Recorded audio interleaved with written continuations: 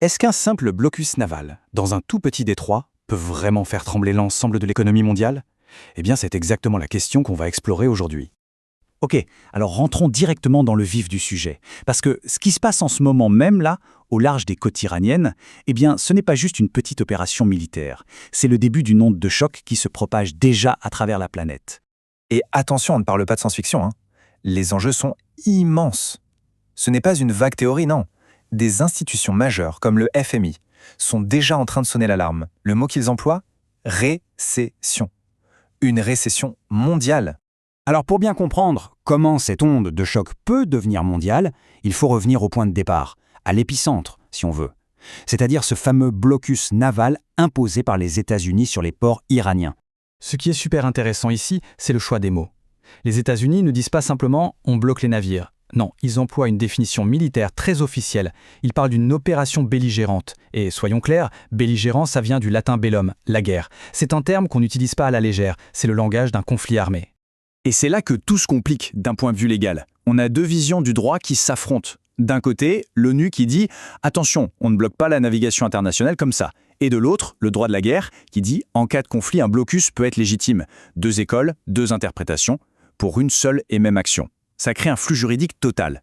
Bon, et l'objectif de Washington dans tout ça? Officiellement, il est purement économique.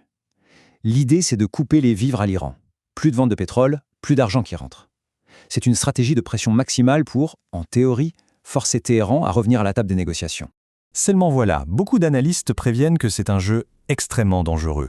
Le premier risque, bien sûr, c'est une nouvelle flambée des prix de l'énergie. Mais il y a pire. Le vrai danger, c'est que ce fragile cessez-le-feu vole en éclats. Et là, on ne parlerait plus de blocus, mais bien d'une guerre ouverte qui pourrait s'étendre à tout le Golfe. Alors justement, parlons-en de ces ondes de choc. Commençons par la toute première, la plus immédiate, celle que tout le monde ressent tout de suite, le choc sur les prix de l'énergie. Pour bien mesurer l'enjeu, il faut visualiser ce détroit d'Ormuz. Ce n'est pas juste un passage maritime, c'est l'artère énergétique du monde. 1/15, pensez-y, 1/15 de toute l'énergie mondiale passe par là. C'est énorme. Alors forcément, si on met un caillot dans cette artère, même un petit, l'impact est immédiat et il est global. Et cette énergie, où va-t-elle? Eh bien, le graphique est sans appel. La destination principale, et de très loin, c'est l'Asie. On parle de plus de 80% du pétrole qui passe par Ormuz. Ce sont les usines, les voitures, les villes d'Asie qui dépendent de ce flux continu. Et donc tout logiquement, cette dépendance massive à l'énergie du Golfe, eh bien, elle déclenche la deuxième onde de choc. Et celle-ci, elle frappe en plein cœur l'Asie, qui se retrouve face à une crise énergétique d'une ampleur inédite. Forcément, la réaction n'a pas tardé. En première ligne, la Chine. Il faut savoir qu'elle achète la quasi-totalité du pétrole exporté par l'Iran, près de 90%. Sa réaction diplomatique a donc été immédiate et très, très ferme. Mais les déclarations diplomatiques, c'est une chose. La réalité sur le terrain, c'en est une autre. La crise est concrète, elle touche le quotidien des gens. On voit des gouvernements qui demandent aux gens de télétravailler, qui réduisent la semaine de travail, on ferme même des universités. Tout ça pour une seule raison, économiser chaque goutte de carburant. La situation est vraiment tendue. Et ça nous montre qu'il y a une autre lecture possible. Certains analystes y voient un coup de billard à trois bandes, une manœuvre géopolitique. L'idée serait qu'en mettant la pression sur l'approvisionnement énergétique de la Chine, Washington espère en fait forcer Pékin à s'asseoir à la table des négociations.